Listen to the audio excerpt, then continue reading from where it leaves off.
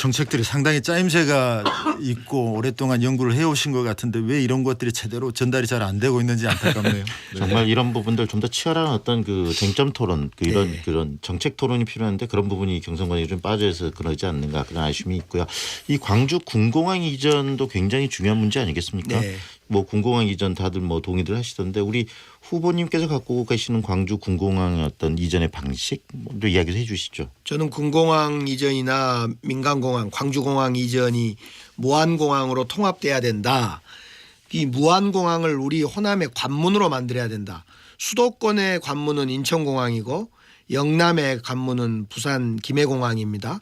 이렇게 관문 공항이 있어줘야만 그 지역이 폐쇄적이지 않고 열린 개방이 될 거고 좀 더 글로벌화 될 거고 들락날락하게 되면서 사람이 이렇게 마음이 열릴 것 같아요. 민주적으로 될 것 같아요.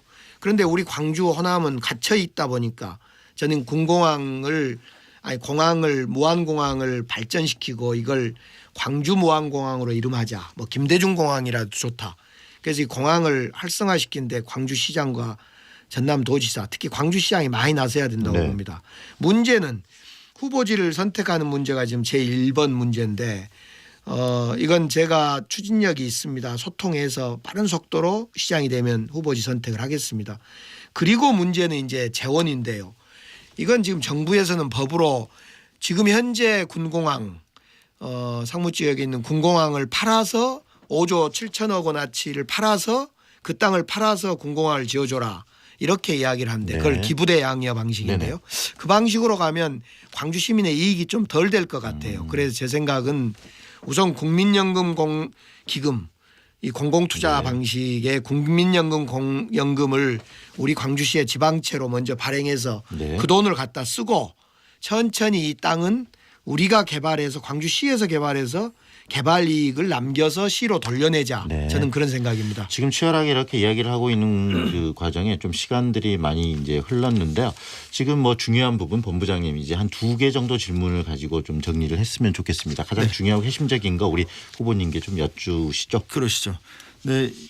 일부에서는 민간공항은 존치를 시켜야 된다라고 생각하시는데 후보님께서는 일단 동시 이전 네. 쪽으로 지금 말씀을 하신 거죠. 네.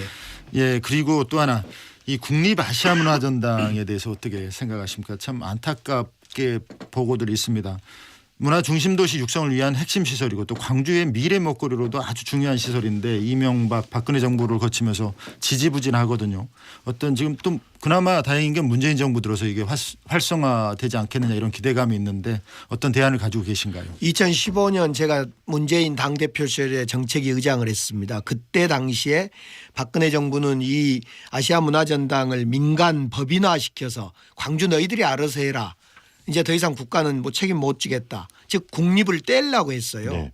그래서 그때 제가 당시에 유승민 대표하고 싸워서 이걸 지켜냈습니다. 그래서 지금도 국립아시아문화전당입니다. 2023년까지는 국립아시아문화전당으로 가도록 돼 있습니다.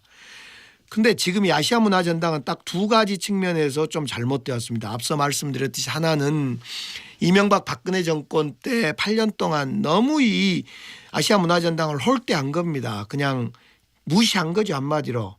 예산의 측면이라든가 조직의 측면이라든가 그래서 많이 이것이 지금 축소됐고요. 왜곡됐고 또 하나는 이것을 시에서 주도적으로 해나가겠다는 생각을 해야 되는데 네. 시가 조금 엉덩이를 뺐죠. 발을 뺐죠. 이건 국립이니까 국가에서 알아서 해라. 왜냐하면 시에 돈도 없고 그러니까 그러다 보니까 천천히 차분히 말씀해 주십시오. 결론적으로는 국가가 이걸 국립이기 때문에 책임져 주셔야 되고요. 네. 예산이나 여러 가지 직제나 운영이나 이걸 원래 노무현 정신 초기에 이창동 장관이 생각했던 그런 정말 문화 팩토리 그러니까 이건 전시 이런 시설이 아닌 문화 콘텐츠를 문화 생산해내는 콘텐츠를 생산해내는 네. 문화 공장 이런 위상으로 다시 자리 잡기 위한 문화관광부니까 생각이 정리가 좀 돼야 될 거고 동시에 우리 시의 주도성 시장은 이건 국립이긴 한데 네. 광주시의 주요한 사업이다.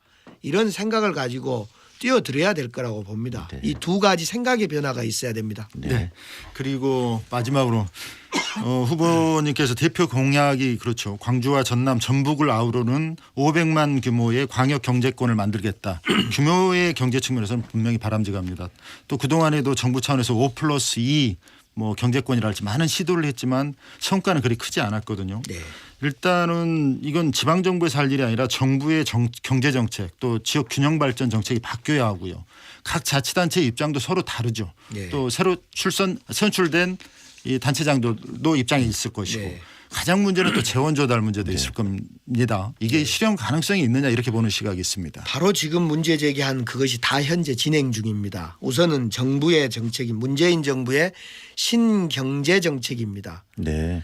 한반도 신경제 지도를 문재인 정부가 그리고 있는데 그 속에 들어있는 구상입니다. 이게 제가 저 생각만이 아니라 이미 후보님 현 정부의 지금 시간이 한 30초 정도밖에 안 남았거든요. 좀 예. 저기 부족하지만 짧게. 현 정리를 정부의 좀 해주세요. 생각이고 두 번째 얼마 전 3월에 균형발전특별법이 바뀌었습니다. 그래서 광역 시도 간의 공동 상생 정책을 네. 취하면 예산도 더 지원하고 네. 규제도 좀 풀어주겠다. 그런 점에서 현실 진행형이라는 점에서 네. 150만 광주를 네. 500만 자립경제권으로 가자. 이건 아주 현실적인 겁니다. 네. 굉장히 좋은 말씀 해주셨고요. 자, 시선 집중 광주 6.13 지방선거 기획 광주의 미래를 말한다. 오늘 강기정 예비 후보를 마지막으로 새 후보와 만났습니다. 강기정 후보님 오늘 이렇게 나와주셔서 감사합니다. 네, 오늘부터 투표 진행하는데 강기정 후보 많이 지지해 주십시오. 국일용 뉴시스 광주 전남 취재본부장님도 함께해 주셨는데 고맙습니다. 감사합니다.